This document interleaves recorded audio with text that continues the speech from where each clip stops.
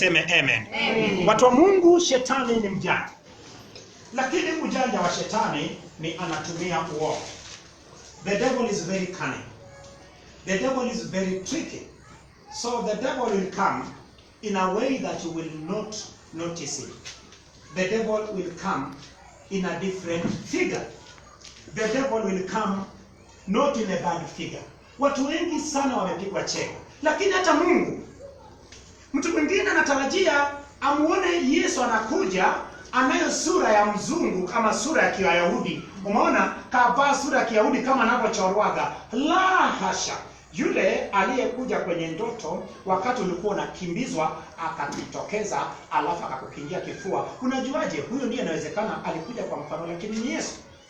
Yule aliyekuwa upande wako kwenye ndoto pamoja alikuwa ni mfano wa rafiki yako ama mfano wa mchungaji, lakini inawezekana alikuwa ni Kristo. Maana yake watu wa Mungu, dunia imejawa mfano.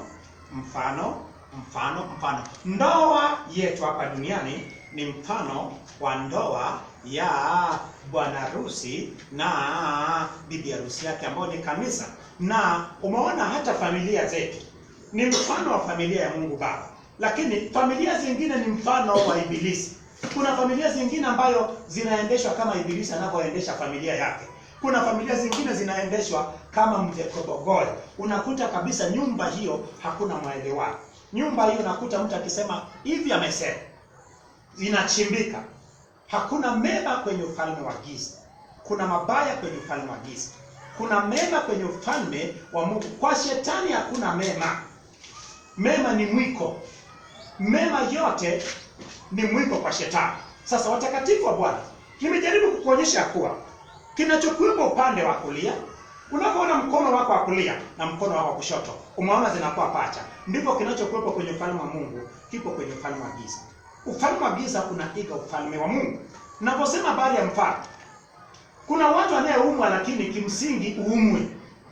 Iko mfano wa nini? Wa ugonjwa. Unasikia kabisa wewe unakwenda mbio. Ukienda hospitali unapewa kwamba na pressure iko normal. Lakini unayo mfano wa pressure. Sema kila mfano wa magonjwa. Kila mfano wa magonjwa Iliyopandikizwa kwenye maisha yangu. Katika jina la Yesu. Najitenga nayo. Kwa damu ya Yesu. Damu ya Yesu. Initakase. Iniweke huru. Initenge na mifano ya mauti. Mifano ya magonjwa. Dalili ya magonjwa yanayoonekana kwenye mwili wangu, lakini nikipimwa hakuna kinachoonekana. Ninayafuta mifano yote kwa jina la Yesu. Mifano yote ya mabaya yajitenge na familia yangu katika jina la Yesu. Tumoja sema amen. Umeona, ukifanya kazi kwa ajili ya mfano, kuna mtu nakuta kabisa vidole vyako vinakufa gazi, lakini ukienda kupima pressure iko normal. Unakwenda kabisa unakuta kabisa vidole vyako vya miguuni vinakufa, yaani ni baridi kiasi kwamba yanataka kufa gazi, lakini kimsingi ukienda kupima hauna pressure. Yanatokea wapi? Wamekuwekea mashetani yaliyevaa mifano ya magonjwa. Yanakuwa ni mashetani kabisa, yamevaa miumbo ya mifano ya mabaya, lakini kimsingi hamna. Kuna mtu ambaye nimeshamuombea ana dalili zote za ukimwi, lakini amepimwa hana ukimwi, lakini anateseka. Ukimwi unasema kabisa huyu ni mwathirika, lakini kimsingi huyo ana mapepo ya mfano wa nini? Mfano wa ukimwi. Ndio maana kuna umeombewa, mbona bado eneo hilo pana sugu? Hakuna usugu hapo. Maana yake hakuna pepo inayetoka hapo. Maana yake kuna mfano. Ukipiga, ninapiga pepo la ukimwi, napiga ukimwi. Hamna, mimi si pepo la ukimwi, mimi ni pepo la mfano wa nini? Ukimwi. Na yafichua mifano yote kwenye maisha yako kwa jina la Yesu. Amen. Na yafichua mifano yote ya mabaya kwa jina la Yesu.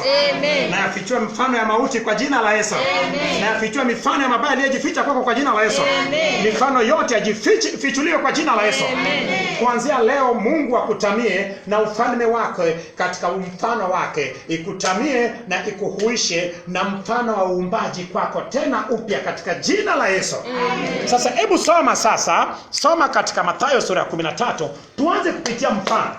Nisikilize.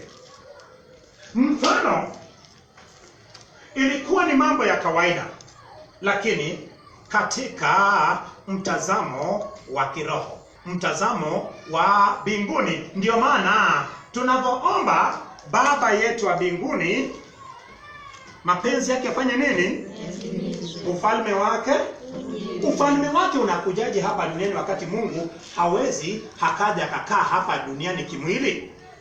Maana yake mfano wa ufalme wake unahitaji kudhihirika hapa duniani. Na mfano huo unavyodhihirika, maana yake inatakiwa matokeo yaonekane. Umeona kwa sasa hivi tunamuona Mungu, lakini tunamuona Mungu kupitia nini? Tunamuona Mungu kupitia mioyo yetu. Mioyo yetu tunamuona Mungu. Kupitia neno la Mungu tunamuona Mungu. Kupitia Kristo tunamuona Mungu. Kupitia uumbaji, ukiona tu bahari, ukiona tu hali ya hewa, inadhihirisha Mungu na ukuu wake. Umeona kabisa, hebu ona jinsi watu wote hawa ni kazi ya mikono ya Mungu. Basi kumbe Mungu anatisha. Tunamuona Mungu katika uumbaji. Tunamuona Mungu katika Kristo. Tunamuona Mungu katika mioyo yetu na katika neno lake. Tukikaa vizuri katika somo la mifano, tutaelewa ufalme wa Mungu.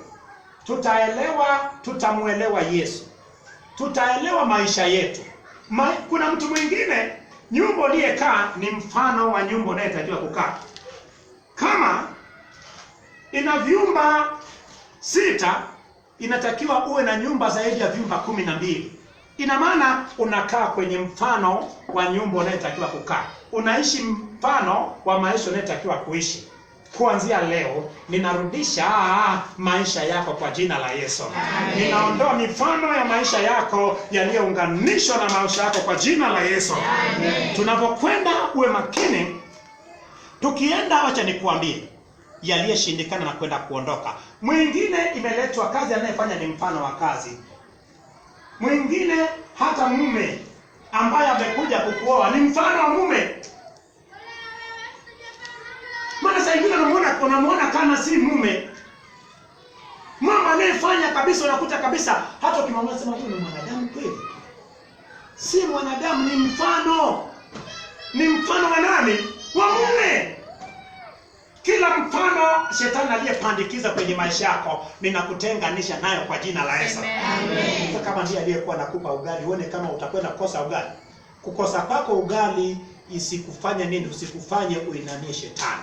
Kosa ugali leo, kesho Mungu atakupa njia ya kupata ugali kwa jina la Yesu. Amen. Kuna watu wengine ambao ni mfano. Ninapofukuza mifano kwenye maisha ya watu, utakuta watu wengine wanakimbia tu pasipo hata sababu. Utakuta wateja wengine wako. Utakuta biashara inaanza kudorora. Utakuta kabisa watu hawataki kukuona tena, wanakimbia. Nini? Wote walikuwa ni mfano ili wazuie wale wa ukweli. Narudisha wale wa ukweli kwenye maisha yako kwa jina la Yesu. Amen. Wote wa ukweli warudi kwenye hatua zako kwa jina la Yesu. Amen. Wote wa ukweli warudi kwenye mfumo wa Mungu ndani yako kwa jina la Yesu. Amen. Hebu soma kwa jina la Yesu sasa. Mathayo.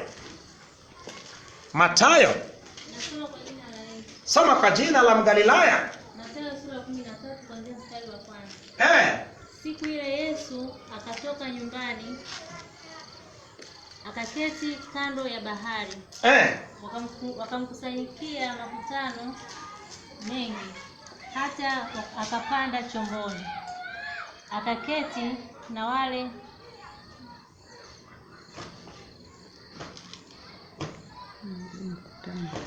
Bwana Yesu asifiwe. Siku hiyo Yesu alikuwa kando ya ziwa nini?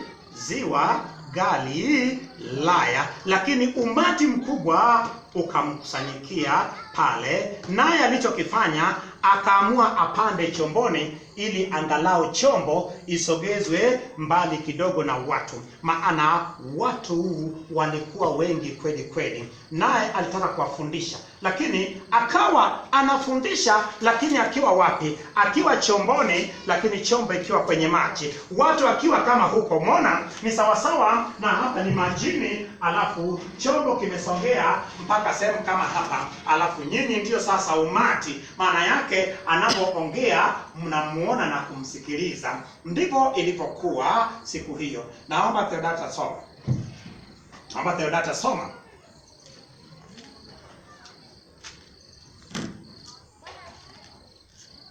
Wakakusanyika makutano mengi. Mengi hata akapanda chomboni. Umeona, wakakusanyika makutano mengi. Maana yake watu wengi walikuwa wameanza kumfuata Yesu. Walipoanza kumfuata Yesu, kumbuka ya kuwa angekuwa pamoja na wao, wale watu wangeweza kumzinga sana. Sasa akapanda chomboni ili angalao asogee mbali kidogo, alafu aanze kufanya nini? Aanze kuwafundisha. Akaanzaje? Akaketi na ule mkutano wote.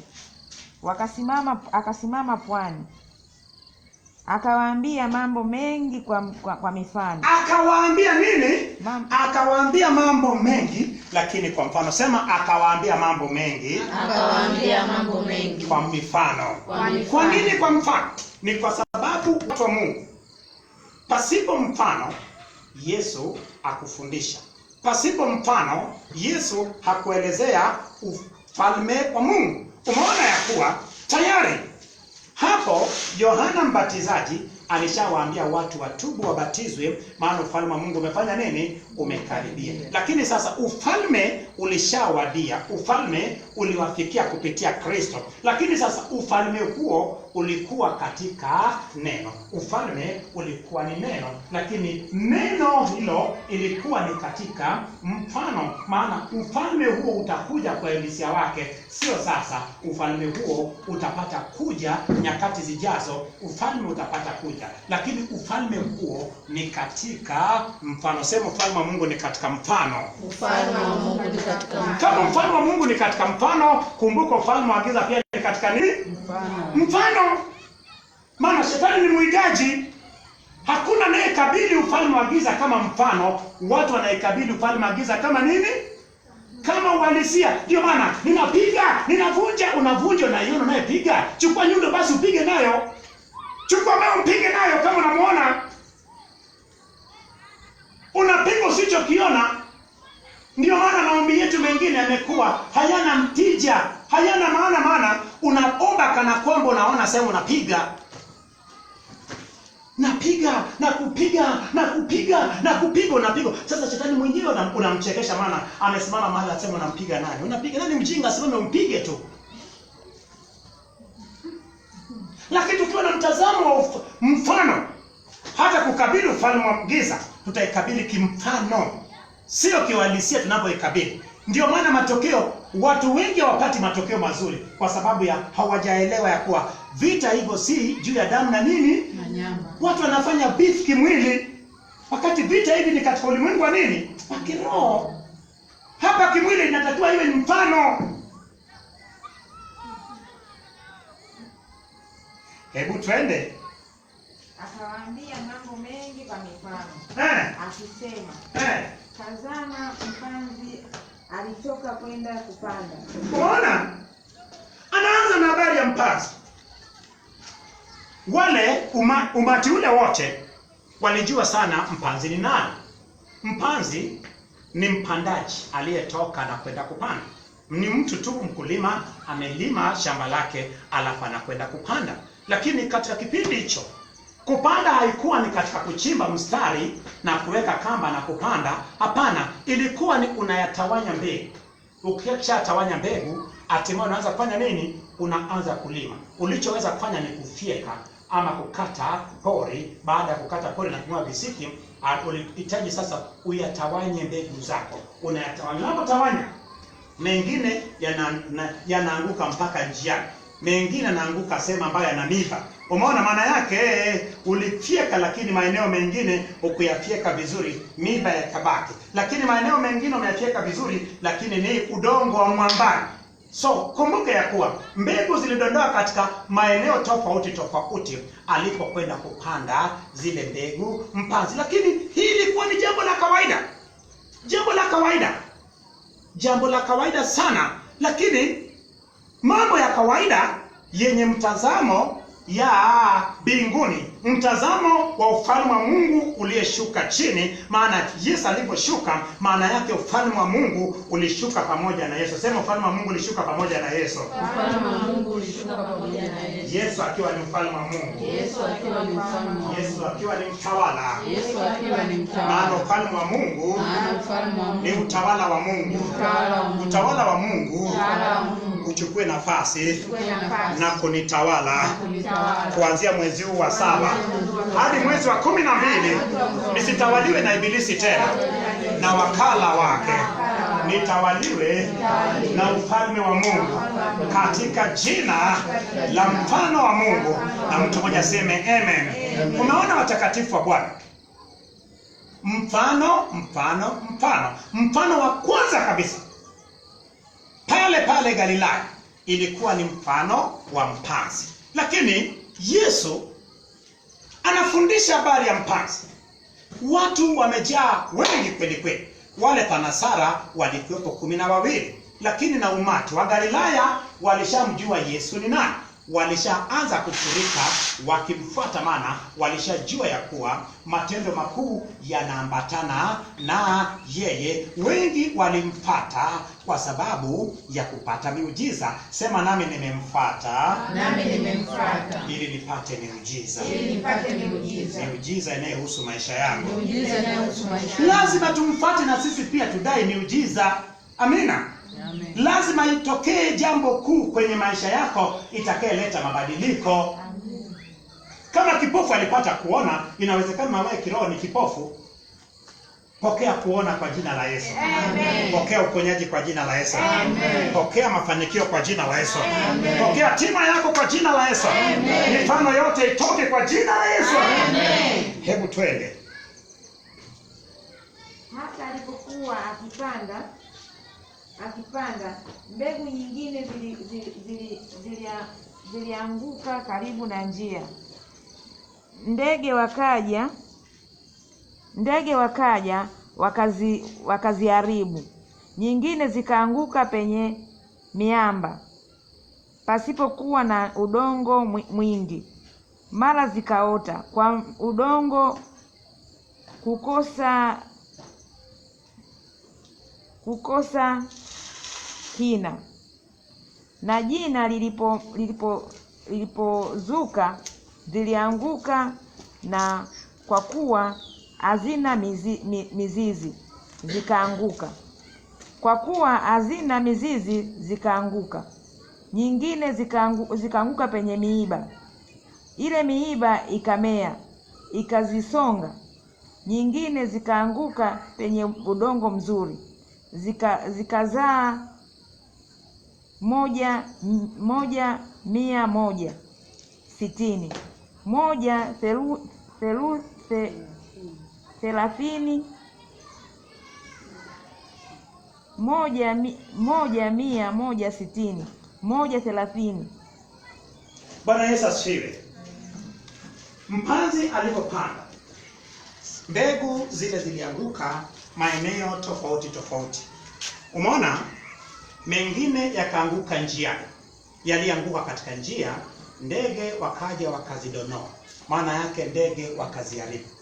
Lakini zilizoanguka katika ule udongo wa mwamba, maana yake mizizi yake haikupata udongo wa kutosha, maana yake yakapata kunyauka. Lakini yalianguka katika miiba, yaliota vizuri, lakini yakazongwa na miiba na zikashindwa kuendelea kufanya nini? Kuwepo, na zikapata kunyauka. Na zilizoanguka katika udongo mzuri, maana yake udongo ulikuwa mzuri, ulikuwa na tofauti. Kuna udongo uliyezaa 1 kwa 100, kuna udongo uliyezaa 1 kwa 60, na kuna udongo uliyezaa 1 kwa 30. Sasa umeona sasa, maana yake mpanzi alipopanda, zipo mbegu zilianguka katika udongo mzuri, ni wale ambayo wako vizuri. Lakini hata watu walioko vizuri, bila shaka pia kuna wale ambayo wanalipokea neno na kuleta matokeo mazuri asilimia zote. Kuna wale wanayepokea neno lakini inaleta matokeo mazuri asilimia 60. Lakini kuna wale wanayepokea neno vizuri na inaleta matokeo mazuri lakini asilimia 30. Lakini kimsingi inatakiwa uwe ni udongo, moyo wako uwe ni udongo unayepokea nini? Matokeo ya asilimia 100%. Maana yake 1 kwa yote. Lakini kuna wengine ambayo mioyo yao ni udongo ambayo ni miba. Umeona? Wengine mioyo yao ni udongo wa miamba. Wengine mioyo yao ni udongo wa nini? Ni udongo wa miba. Sasa watakatifu wa Bwana, nataka utafakari. Yesu anaongea habari ya udongo, anaongea habari ya mpanzi, anaongea habari ya mbegu, anaongea matokeo ya mpandaji. Mpanzi ni mpandaji. Mtu ni sasa na kusema kuwa wewe ukaamka asubuhi, ukachukua mbegu zako, ukaenda kwenye shamba lako ambayo hujaifyeka, ukaamua kuwa mimi moja kwa moja nitaandaa shamba langu nikiwa nimeshatawanya mbegu zangu. Ukaanza sasa kulima. Na unapolima, watu wa Mungu, maana yake unapanda mbegu zako. Huna uhakika wa kupata asilimia zote.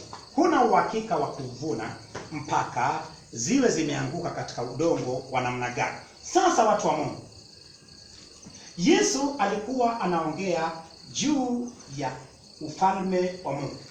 Alikuwa anaongeaje juu ya ufalme wa Mungu, watu wa Mungu? Alikuwa anaongea juu ya ufalme wa Mungu kupitia nini? Kupitia mfano wa mpanzi. Umeona?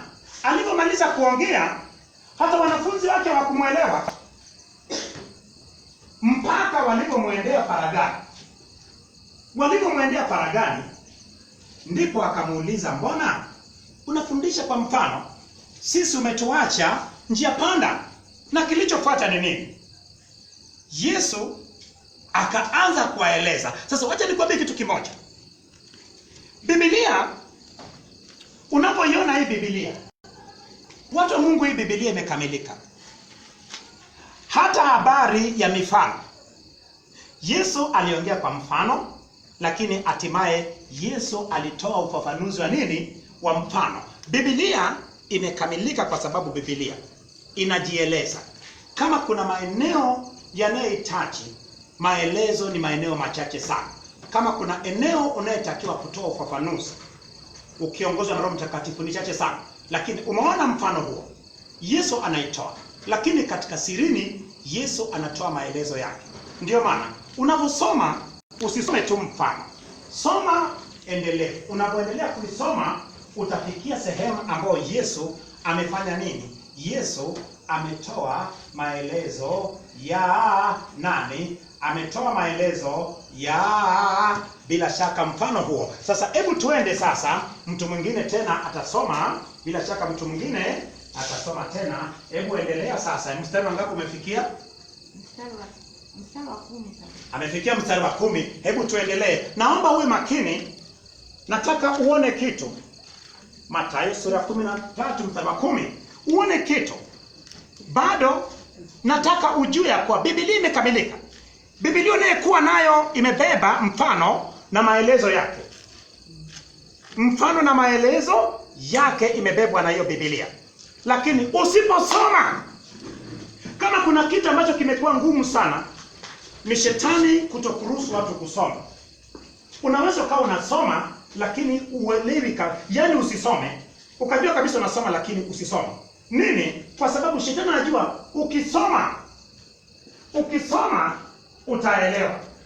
Ukielewa utamshinda Maana Yesu alimshinda shetani kupitia neno. Hebu mtu mwingine sasa tena asome tena.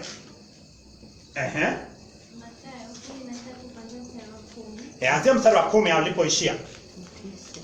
Wakaja wanafunzi wakamwambia, Kwa nini wasema nao kwa mifano? Akajibu akawaambia, ninyi mmejaliwa kuzijua siri za ufalme wa mbinguni, bali wao hawakujaliwa. Kwa maana yeyote mwenye kiu atapewa, naye atazidishiwa. Yeyote mwenye kitu atapewa. Umeona ya kuwa wanafunzi wake hawakuelewa kitu. Ndio maana isiwe shida kwako usipoelewa neno la Mungu hata wakati ninapofundishwa. Kinachotakiwa ni uchukue hatua baada ya hapo ya kwenda na kufanya jitihada ya kupata kuielewa. Umeona Yesu alipofundisha mfano ule, wanafunzi wake hawakuielewa wala umati haukuelewa. Lakini wao wakaenda kujitetea kwa Bwana, mbona wewe unafundisha kwa mfano? Na yeye anawashangaa, anasema wao wanao kibali cha kuelewa mambo ya ufalme. Kumbe mtu wa ufalme wa giza hana kibali cha kuelewa kwa Yesu ni Mungu. Yesu hawezi kufanya kitu ambayo yeye atadhihirisha kwa ni Mungu, kwa sababu yeye anahitaji kwenda kwenye hukumu. Ndio maana sisi wana wa agizo kuu na wana wa Injili tunayo kila sababu ya kuelewa neno la Mungu. Sema nipokee kibali. Nipokee kibali Ya kufundishwa habari ya ufalme wa Mungu, na na kuyaelewa kuyaelewa katika jina la Yesu. Katika jina la Na mtu mmoja Yesu. aseme amen. Umeona, kumbe unahitaji kibali cha kuelewa habari ya ufalme wa Mungu, habari njema ya ufalme wa Mungu, habari ya Yesu Kristo. Unahitaji kuwa na kibali. Pokea kibali cha kuelewa mafundisho ya Yesu kwa jina la Yesu. Amen. Pokea kibali cha kuelewa mambo ya ufalme kwa jina la Yesu. Amen. Watu wa Mungu, kumbe ni neema ndiyo inayemfanya mtu aelewe ufalme wa Mungu. Wanafunzi wa Yesu walipewa kibali. Kumbe tunapookoka tunapata kibali cha kuielewa habari ya ufalme wa nani? Ufalme wa Mungu. Pokea hiyo uweza kwa jina la Yesu. Amen. Pokea kibali kwa jina la Yesu. Amen. Pokea tima njema kwa jina la Yesu. Amen. Hebu twende. Lakini yeyote asiye na kitu, hata kila alichonacho atanyang'anywa. Kwa sababu hii nasema nao kwa mifano, kwa kuwa wakitazamana hawaoni, na wakisikia Wakitazama hawaoni, wakisikia hawaelewi. Watu wa Mungu, kumbe kuna wale wasiyetakiwa hata kuelewa haya. Umejua Yesu aliyofundisha kwa mfano. Kuna hata wakati mwingine unahitaji kubishana na mtu habari ya Injili. Anasema usimwage nini? Lulu zako kwenye nini? Kwenye nguruwe. Hawajui thamani, watakanyaga kanyaga. Unaanza kubishana na mtu wa imani nyingine eti Yesu ni Mungu. Achana na nini? Kwenye nguruwe. Huo ni mfano. Kumbe kuna wale wasiostahili kuelewa habari njema ya ufalme wa Mungu. Kuna wale wasiostahili kuelewa Injili. Je, muulize mwenzako, unastahili kuelewa Injili? Unastahili kumwelewa Mungu? Mwambie kujibu. Umeona, watu wa Mungu si wote wanastahili kuelewa habari njema. Lakini leo nakutoa kwenye kundi la wasiostahili kuelewa kwa jina la Yesu. Ninakutoa kwenye kundi la wasiotakiwa kuelewa ufalme wa Mungu kwa jina la Yesu. Ninakupeleka kwenye kundi ya wanayetakiwa kuelewa ufalme wa Mungu kwa jina la Yesu. Kumbe ni neema ya Mungu kuelewa neno la Mungu. Unaweza kusoma lakini usielewe. Unaweza kusoma wakakuza. Watu wa Mungu, acha nikwambie. Watu wasome Biblia. Unaweza ukashika Biblia masaa mawili lakini hujasoma Biblia. Unaweza ukashika Biblia ukasoma masaa matatu lakini ukiulizwa ulichokisoma ukakuta uwezi. Mtihani uko kwenye kusoma neno la Mungu. Shetani yuko tayari hata kukufanya usione vizuri, hata kulia ulie. Kuna watu, hebu kama anaweza kuuliza mbele ya watu, je, ukiwa peke yako kuna kusoma Biblia yako? Huwezi. Ndio maana kama wewe ni type ya kusoma Biblia na lia na machozi, njoo chini ya msalaba. Haleluya. Jilete chini ya nini? Tuondoe mifano hiyo. Maana unaweka mifano ya kusoma Biblia kwako saa nyingine. Ni kweli. Mchungaji, nimesoma. Kama mbele yetu anakuuliza, je, ukiwa peke yako kuna kusoma? Mko wawili kule. Nilikuwa peke yangu nikalia. Akalia akiwa peke yake kabisa. Maana yako kushalia kuna kusoma Biblia hapo. Huwezi kuendelea kusoma Biblia maana utajua ufalme wa Mungu. Ndio maana shetani yeye anajaribu kuzuia. Anazuia mtu kwenda kanisani, anazuia mtu kuwa na muunganiko na watu anayemjua Mungu, anazuia mtu kwenda kwenye maombi. Wewe unayeweza kuja kanisani kwenye ibada ama kwenye maombi, unastahili kuwa kwenye kundi wanayestahili kupokea habari njema ya ufalme wa Mungu kwa jina la Yesu. Pokea hiyo neema kwa jina la Yesu. Amen. Kama wewe umekuwa ukisoma, ukianza kusoma kichwa kinapigwa nyundo chini ya msalaba. Ukianza kusoma na sokotwa na tumbo na kwenda chooni kuharisha chini ya msalaba. Unasoma machozi yanatoka chini ya msalaba. Leta hayo machozi yaje tuyamwage nje. Haleluya. Amen. Wacha nikuambie,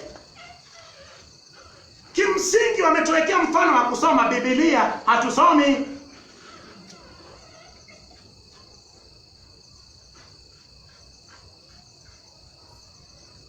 Ndio maana wakati wa kusoma Biblia ni wakati wa mapambano. Kuna mtu akisoma Biblia na katwa kofi cha.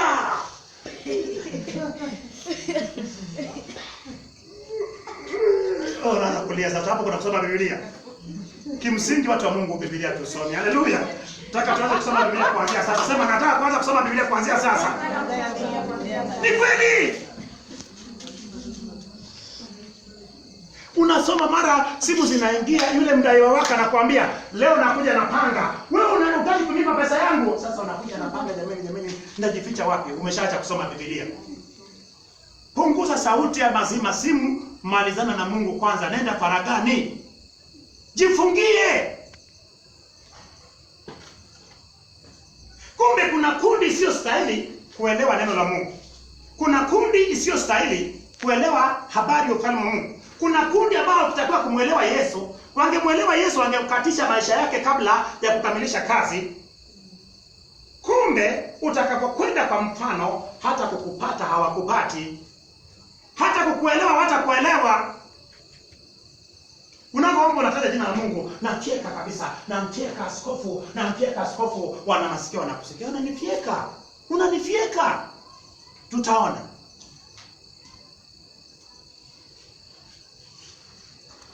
Vita vyetu si juu ya damu na nyama, nami katika ulimwengu wa kimwili, nikifuatilia ulimwengu wa kiroho, napambana na nguvu za giza, napambana na wakala wa shetani.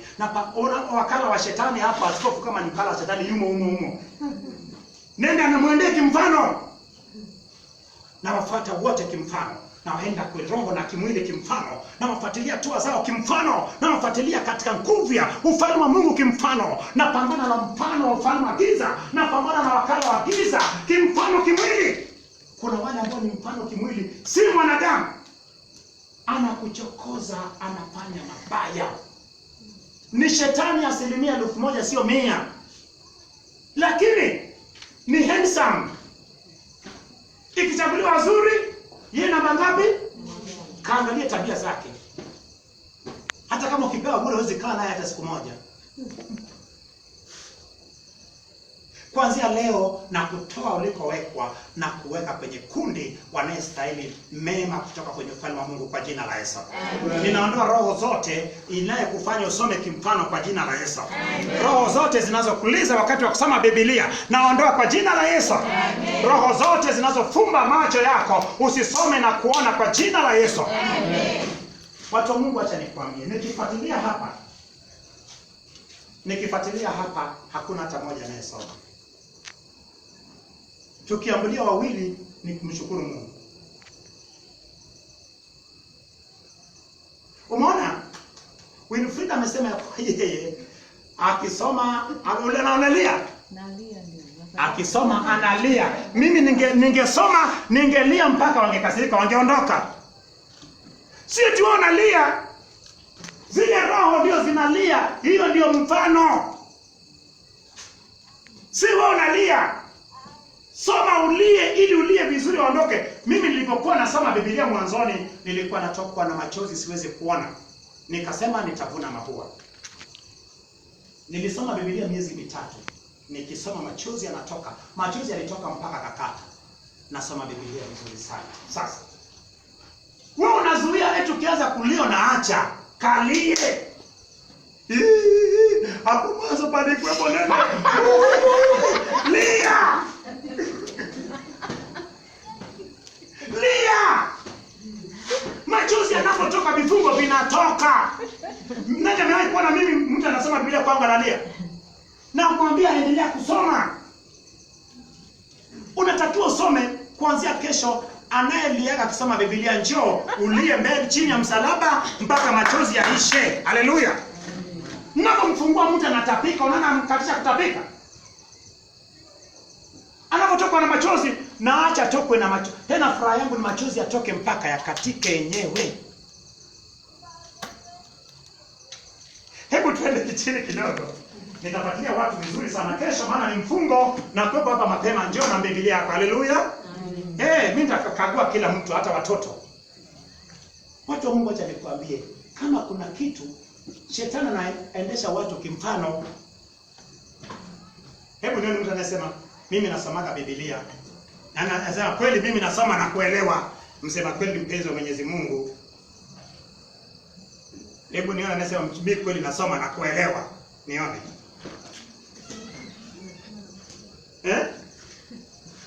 Unasoma?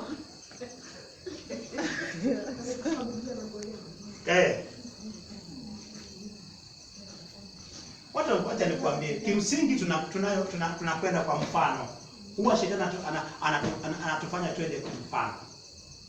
Wacha nikwambie.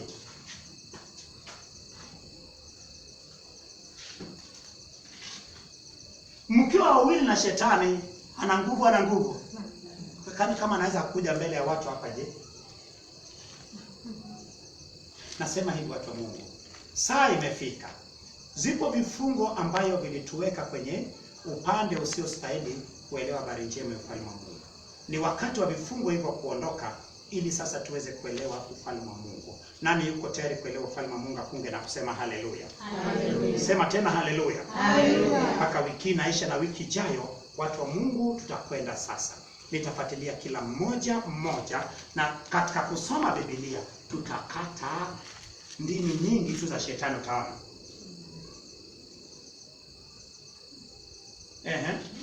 Kama ni ukungu, kama kuna Benson, utatoa mwanga ukungu hapa. Mwanzoni naweza kusoma vizuri mara kama ukungu umemwaga hapa naangalia neno kati ndio. Njoo chini ya msalaba. Haleluya. Njoo chini ukungu ili wamwage ukungu vizuri na sisi pia tumwage ukungu. Haleluya. Wakimwaga na sisi tumwage ukungu. Haleluya. Kama wanaweza kumwaga tunaweza kumwaga kuliko wao. Wacha nikwambie, hata ugonjwa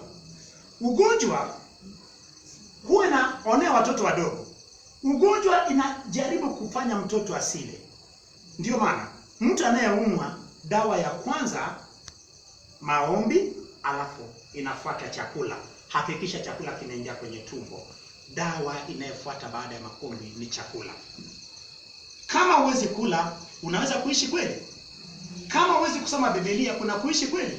Ndio maana wengine wana mfano wa mauti tayari. Wewe ni mfano ambao umeshakufa kwa sababu huli chakula cha kiroho huwezi kula. Tunaanza siku ya leo, siku ya kwanza, mwezi wa 7, awamu ya pili ya 2021. Nitakuwepo mapema hapa kuanzia saa 8 mchana. Bila shaka, njoo na Biblia yako. Mimi napenda sana watakaye soma na kulia. Njoo uone jinsi watu watakavyolia. Utasoma hata kama unalia. Ukisoma ndani ya siku 7, machozi, yani vifungo vyote vimetoka. Inakubembeleza.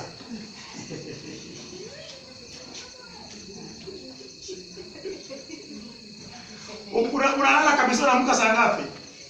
Unaamka saa 7.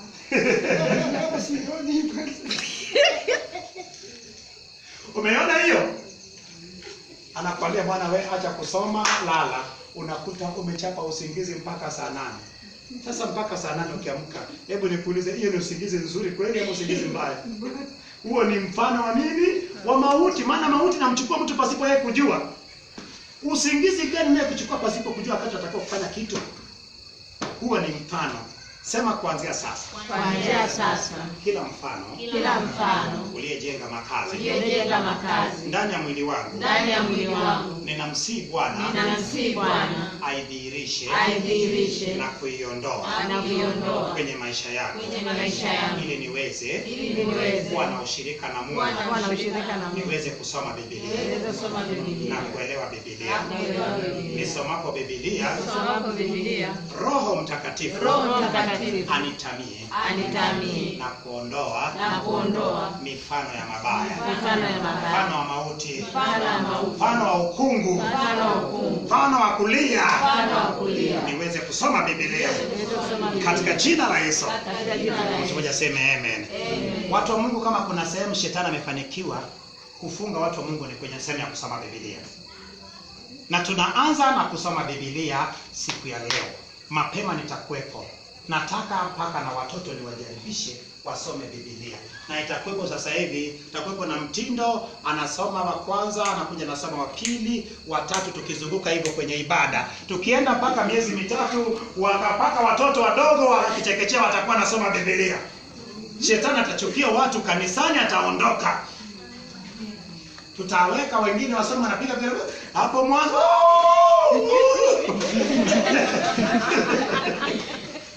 Tunaendelea maana utaona vibwenga. Mchungaji unasema hivi naumwa huko. Hata kama unaumwa huko, hata sijakwambia usome bado. Yaani ninaongea tu habari ya kusoma Biblia. Maana yake wameshakutoa kwenye kusoma Biblia. Ukijifungia ukisoma, mimi kilichonibadilisha, watu wa Mungu, sikubadilika kwa sababu niliwekewa mkono. Nilibadilika kwa sababu nilianza kujifungia kuanzia asubuhi nilipoamka mpaka saa 8 ama saa 7. Najifungia chumbani nasoma Biblia tu. Nilikamata moto kwa kusoma Biblia. Tunamjua Mungu kwa kusoma Biblia. Niko hivi kwa sababu ya Biblia, kwa sababu ya neno. Neno haishuki tu. Neno lipo kwenye Biblia, ilishaandikwa. Lazima usome na kusoma. Ndio maana kusoma ni haki yako. Maandalizi ya moyo ya nani? Jawabu ya ulimi kutoka wapi? Habari ya hebu nikwambie, kabla hujaanza kutaka kujua maana yake unatakiwa kwanza usome. Kama upande huu tayari umeshaanza kwa kabota. Je, ukiwa kule unasoma huwezi? Lakini umeona leo ufalme wa Mungu katika mfano umedhihirisha mfano unayetesa watu. Hichi ni kifungo cha almost 99% ya watu waliookoka. Hata mchungaji akianza kusoma Biblia, wagonjwa wanaanza kupiga simu, "Halo, niombee nakufa." Unaomba ukimaliza mwingine sasa unasoma Biblia, unaombea watu. Yeye anageuza kutoka kwa kipindi cha kusoma Biblia mpaka kipindi cha kuombea watu.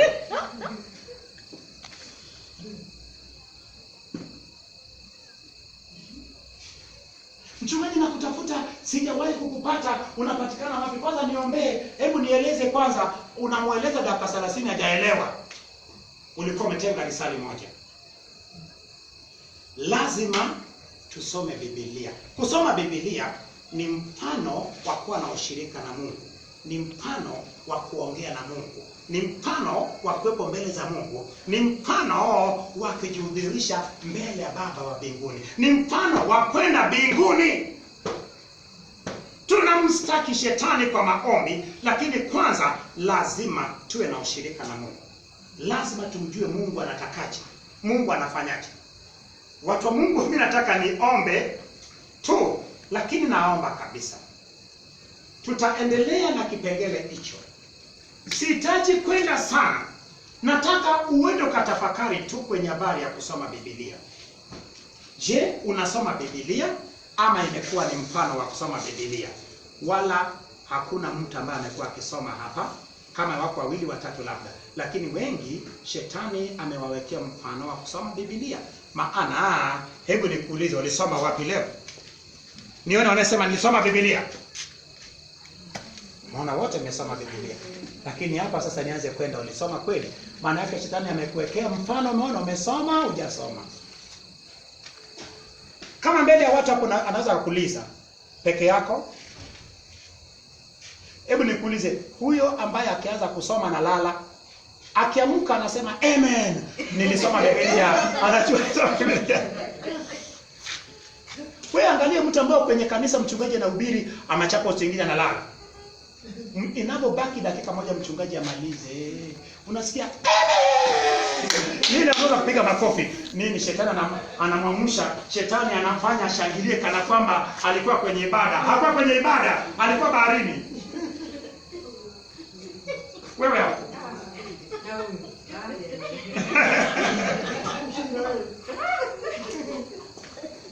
Sasa watu wa Mungu, umeona kinachofanyika nini?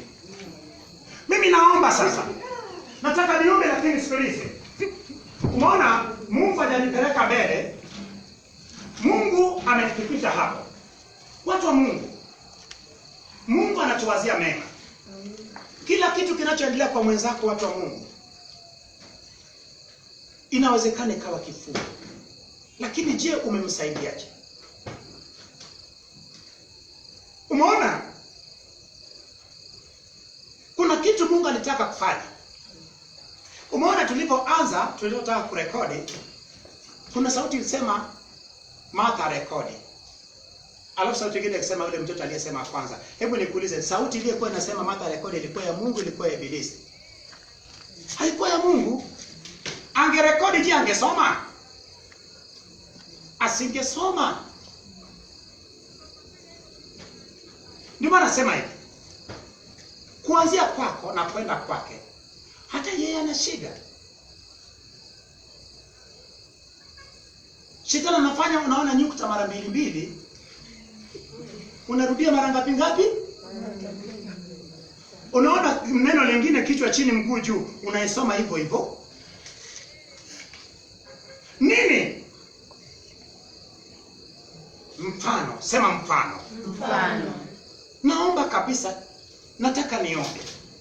Nendo katafakari. Mimi ni rafiki yako katika Kristo. Nataka Roho Mtakatifu tunapoanza awamu ya pili. Watu wa Mungu, ukifanikiwa kusoma Biblia, if you manage to read the Bible, your life will definitely change. Many people are not reading the Bible. They are assuming, they do assume that they are reading.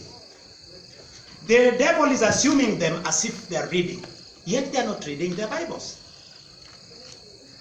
If you can read your Bible, reading the Word of God is the same as being in the presence of the Lord. All the bad things comes out when you read the Word of God. Mambo mabaya yote yanatoka ukisoma Biblia. Hawawezi kukuacha usome Biblia. Ndio maana nataka nianzie kwenye kipengele hicho. Na hii mtu atakuwa anasoma pembeni mwangu. Haleluya.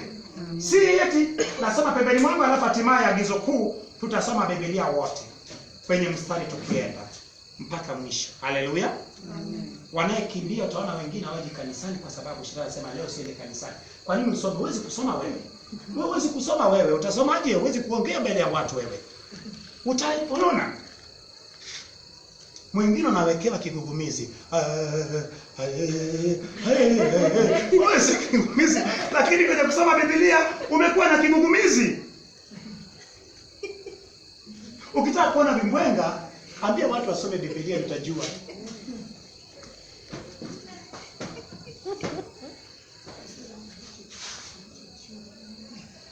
Ni kweli. Umeona Roho Mtakatifu amefichua kitu ambacho ni kimfano, akaniambia simama hapo, usiendelee. So kesho nitakuwepo mapema hapa. Nataka kila mtu, tunajua kusoma wote. We do know how to read. But reading the Word of God is another story altogether. Reading the Word of God, si kuelewa. Mimi siongea habari ya kuelewa. Mimi naongea habari ya kusoma. Habari ya kuelewa hiyo ni majaliwa. Hiyo ni jawabu inayotoka kwa nani? Kwa Bwana.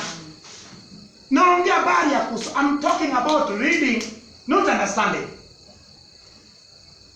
Reading and understanding, these are two different things altogether.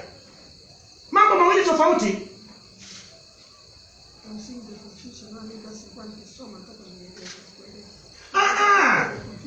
Soma kwanza, kuelewa baadaye. Kwani wewe ulipewa darasani, ulipewa tu kitabu cha hesabu ya historia ukaanza kusoma tu na kwenda kwenye mtihani? Lazima mwalimu afundishe kila kipengele. Lazima ifundishwe kila kipengele kwenye Biblia ili uelewe. Lakini habari ya kusoma ni wajibu wa mwanafunzi wa Yesu kusoma. Habari ya kuelewa, Roho Mtakatifu kupitia yule mtumishi aliyewekwa anahitaji kuifafanua ili uelewe. Nani mwenye swali kabla sijamshukuru Mungu? Najua unayo mengi ya kwenda kuyatafakari. Huwezi kusoma na kuelewa. Mifano hiyo kwanza, ukisoma mifano hiyo kama hakuna Roho Mtakatifu inayounganisha kwa mtazamo wa mbinguni, huwezi kuielewa. Ndio maana iko almost directly opposite. Mambo yanayopendeza ulimwengu, mtu anajipendeza, mambo yanayopendeza wewe hayampendezi Mungu. Mambo unayotaka wewe inawezekana ikawa chukizo mbele za Mungu. Nani mwenye swali? Flora. Swali langu nataka kuuliza kuhusu mifano. Mifano Kuhusu mfano. Kwa mfano mimi wakati unanifungua, wakati naombewa pale, nikaja nikaona sura ya mamangu mdogo akiwa msichana. Usitaje jina la mama yako mdogo. Sitaji. Akiwa msichana, nikamwona akiwa msichana. Nikaona pia na kisikilia kimoja kama kidogo sana. Lakini sasa huo mfano sasa kama nilivyo sasa, yani kama hapo Mungu sasa anataka kunifundisha mimi au sielewi, yani huo mfano ni mfano wa neno. Kwa sababu Vanessa Steve. Huyo mama yako mdogo umerudishwa kwenye usichana wake. Maana yake nini? Unapoona mama yako mdogo, unatakiwa uone mama yako mdogo kwenye asili yake sasa hivi. Nilipokuwa na kuombea hapo, maana yake mama yako mdogo amechukua nyota yako, amechukua muonekano wako. Ndio maana watu wanakuona kama mzee. Ndio maana watu wanakuamkia mpaka wale ambao wali wakubwa kwako. Ulipomuona kawa kwenye usichana, maana yake kwenye ulimwengu wa kiroho amerudi kuwa msichana. Umeona? So ndio maana umeonyeshwa wewe katika kufunguliwa pale. So kinachofanyika, njoo chini ya msalaba tumalizane, tukutenganishe na yeye, alafu uone ukirudi kwenye asili yako. Amina? Amen. Ndio maana umeona hiyo ni lugha ya nini? Mtu mwingine mwenye swali. Tuko mengi sana ya kufanya kwenye jumba huko.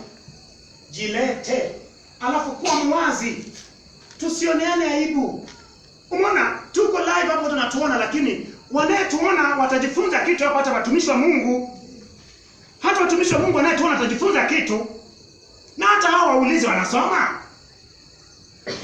Shida iko kwenye kusoma. Utaanza kusoma, washirika wanapiga simu, halo, mchungaji, fulani ananichokoza, halo, mchungaji niombe. Unakuta saa ya kusoma Biblia imegeuka kuwa ni kipindi. Ndio maana unahitaji, Yesu alihitaji kwenda faragani. Wanafunzi wake aliwakuwa anaacha Bethania, wiki ya mwisho anakwenda kwenye mlima nini? Mlima Golgotha. Acha vitu vyote, jifungie. Rudisha volume ya simu chini, ama zima simu. Wakati wako wa kuwepo mbele za Mungu, nenda faragani. Soma Biblia ukiwa kwenye utulivu. Weka akili yako kwenye Biblia. Kuna kuelewa andiko jinsi ilivyo, na kuna kuelewa maana yake. Maana yake inakuja baada ya wewe kuweza kusoma. Tumepatana watakatifu wa Bwana. Tumeelewana watakatifu wa Bwana. Umeona, hii ni katika mwanzo wa awamu ya pili. Inawezekana sasa Mungu anatupeleka sehemu nyingine. Kimsingi huwa na assume kama I do assume that people are reading. You have not been reading the Bible. So, we are starting by having a program of reading the Bible in the church. Tutakuwa na mpango wa watu kusoma Biblia kanisani. Umesoma nyumbani, lakini kanisani ukija lazima kila mtu asome Biblia. Kaa peke yako, soma sura moja kwanza. Nitapitia nisikie jinsi unapoisoma kwa sauti ya chini. Usisome kimya kimya, maana ukisoma kimya kimya itakubembeleza, itakusema la mtoto la. Unasikia wimbo nzuri, unakoroma. Unasoma Biblia.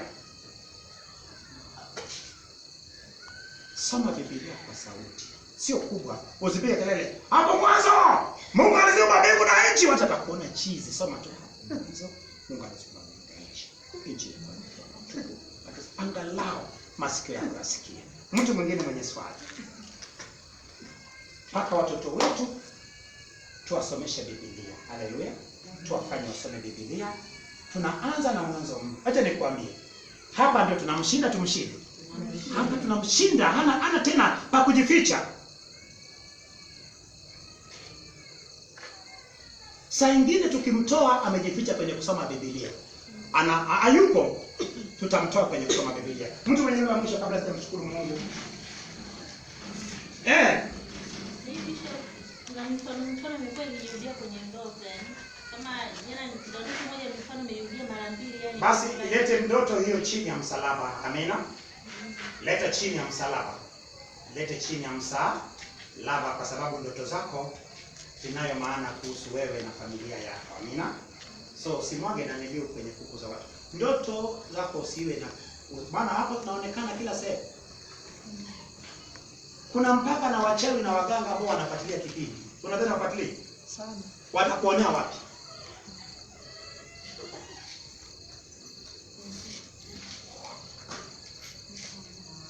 Nitakupa kisa kimoja siku moja. Nikiwa hata mimi bishi sana. Tuko live. Kule kwa mtu mrefu, kuna mama mmoja kaza kwa nifuatilia wakati naondoka. Akaniambia kwamba amerudisha. Toka amesikia habari za Kristo. Amenipigia simu, huu ni mwezi wa 3 anapiga simu kila siku mara 4 mara 5. Ndio tumeje kaniambia kwamba alikuwa anategemea siku moja akasema watoto wa shetani wanataka kitu anachokitafuta. Mimi ninaomba Baba, nashukuru jina lako kwa ajili ya baba siku ya leo. Ni tarehe 1 mwezi wa 7 2021. Bwana, tumeanza tukiwa nyumbani mwako na Baba, katika mfano wa kwanza aliyofundisha Yesu, Baba ambao ni mpanzi, Baba umati ukikusanyika, Baba wa rehema naye akipanda chomboni, na Baba wa rehema akiwafundisha juu ya mpanzi. Baba, mfano wa mpanzi ikiwa ni mfano wa asili. Baba, msingi wa mifano yote imefichua Baba jambo zito kuhusu kusoma Biblia. Ni kweli Baba wa rehema, ufalme wa giza umekuwa kimfano kwenye maisha ya watu wako, ikiwasomesha Biblia kimfano, wakidhani wamesoma, kumbe ni kimfano. Baba, tunapoendelea kutafakari Baba wa rehema, ibada ya siku ya leo yafichuliwe vyote, na kifungo cha Baba watu wako kutokuweza kusoma. Baba, mfano wa ufalme wako iwatamie, na mfano wa mpanzi iwatamie, ili Baba wanaposoma mioyo yao iwe ni Baba udongo mzuri inaweza 1 kwa 100. Kila moyo na itengeneza. Maana Baba, mtu anaweza kuotesha udongo kwenye shamba lake, nami naotesha udongo kwenye Baba wa rehema mtu huyu kama shamba, kwenye moyo wake naotesha udongo mzuri, udongo wa Baba neno lako analosoma, itakapoanguka kwenye moyo wake ianguke kwenye udongo mzuri ambayo inazaa 1 kwa 100, na vifungo vyote vikatike. Ninaondoa udongo wa miba, ninaondoa udongo wa miamba, naondoa udongo wa njia, naondoa udongo mzuri wa Baba 1 kwa 30, 1 kwa 60, na Baba mioyo yao Baba igeuke na kuwa ni udongo mzuri unayetoa 1 kwa 100. Nami nawazungushia ukuta moto Roho Mtakatifu, na Baba tuwezeshe kusoma neno lako. Tusomapo neno lako Baba, tuwe tumeunganika na ufalme wako kimfano, tuelewe ufalme wako, na Baba wa rehema iwe mwanzo mpya katika maisha yetu. Katika awamu ya pili, nenda pamoja nasi mpaka kufikia mwisho. Fungua maisha yetu, yaliyochelewa yatimie, yaliyoshindikana yawezekane. Hata wale ambao hawakuja Baba uwaguse, na Baba iwe kwao kama ilivyokuwa kwetu. Baba, natukuza jina lako, nikibariki watakatifu wako, na katika jina la Yesu Kristo naomba, na wote tuseme amen. Basi tunafikia mwisho, mtu wa Mungu.